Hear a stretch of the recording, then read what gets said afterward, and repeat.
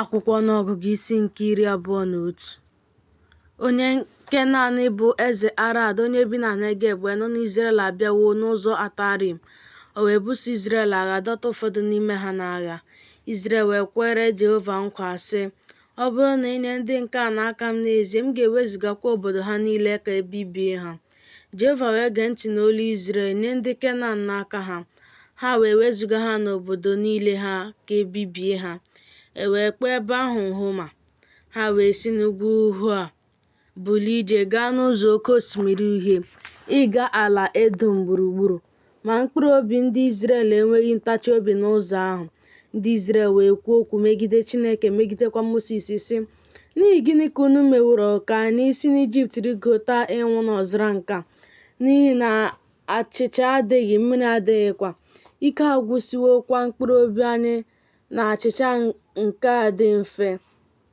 Jehova wee zite agwọ ahụ nke yiri ọkụ n'etiti ndị Izrel. Ha wee taa ndị Izrel arụ, ndị hiri nne nwụpụrụ n'Izrel. Ndị Izrel wee bịakwute Mosis sị, anyị emehiewo n'ihi na anyị ekwuo okwu megide Jehova, megidekwa gị. Gị kpere Jehova ka o wee wezuga agwọ ndị a n'ahụ anyị. Mosis wee kpee ekpere n'ihi ndị Izrel. Jehova wee sị Mosis, meere onwe gị agwọ yiri ọkụ, tụkwasị ya n'ọkọlọtọ. Ọ ga-erukwa na onye ọbụla ataworo ga-adị ndụ mgbe ọ hụrụ ya anya. Mosis wee mee agwọ ọla, tụkwasị ya n'ọkọlọtọ ahụ. O ruo, ma ọ bụrụ na agwọ atawo mmadụ na ọ dị ndụ. Mgbe o legidere agwọ ọla ahụ anya, ụmụ Izrel wee bulie ije ma ụlọ ikwu ha n'Obot.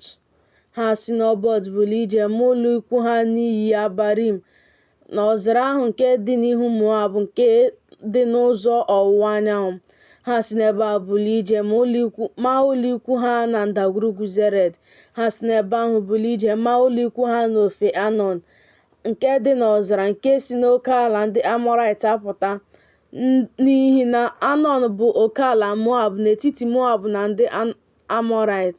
N'ihi ya ka a na-asị n'akwụkwọ agha dị iche iche nke Jehova, Vaheb n'ime Sufa, na ndagwurugwu niile nke Anọn, na mkpọrube nke ndagwurugwu ahụ bụ nke na-ewezuga onwe ya n'ụzọ ebe obibi a,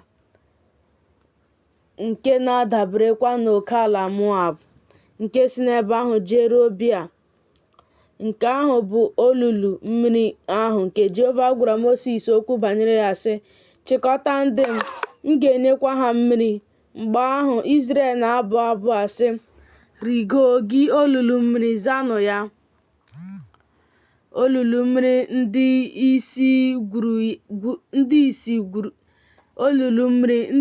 isi gwuru ya, ndị a maara aha ha, nke ndị Izrel doziri. Ha ji mkpanaka onye na-enye ụkpụrụ, jikwa mkpanaka niile ha mee ya. Ha si n'ọzara ahụ jeruo Matana, si na Matana jeruo Nahaliel, si na Nahaliel jeruo Bamot, si na Bamot jeruo ndagwurugwu ahụ nke dị n'ọhịa Moab, ruo elu Pisga nke na-ele anya n'ebe ala ahụ nke tọgbọrọ n'efu dị. Izrel wee ziga ndị ozi jekwuru Saịhọn bụ eze ndị Amọrait sị, ka m gabiga n'ime ala gị. Anyị agaghị ewezuga onwe anyị baa n'ọhịa maọbụ n'ubi vaịn. Anyị agaghị aṅụ mmiri olulu mmiri n'ụzọ eze ka anyị ga na-eje ruo mgbe anyị ga-agabiga oke ala gị. Ma Saịhọn ekweghị ka Izrel gabiga n'ime oke ala ya. Ma Saịhọn chịkọtara ndị ya niile pụọ izute Izrel ruo ọzara, bịaruo Jehaz. O wee buso Izrel agha. Izrel wee were ọnụ mma agha tigbuo ya, wee nweta ala ya site na Anọn ruo Jekọb, ruo ụmụ Amọn, n'ihi na oke ala ụmụ Amọn siri ike. Izrel wee were obodo ndị a niile. Izrel wee biri n'obodo niile nke ndị Amọrait, n'ime Heshbọn na n'ime ụmụ obodo ya niile, n'ihi na Heshbọn ahụ obodo Saịhọn bụ eze ndị Amọrait ka ọ bụ. Eze ahụ busokwararị eze gara aga nke Moab agha, wee nara ya ala ya niile n'aka ya ruo Anọn. N'ihi ya ndị na-atụ ilu na-asị, baanụ n'ime Heshbọn ka e wuo obodo Saịhọn, ka e gosikwa ya ike. N'ihi na ọkụ esiwo na Heshbọn pụọ ire ọkụ n'obodo Saịhọn. Ọ rịpịawo nke Moab, ndị nwe ebe niile dị elu nke Anọn. Ahụhụ ga-adịrị gị Moab, ịlawo n'iyi, gị ndị Kemosh.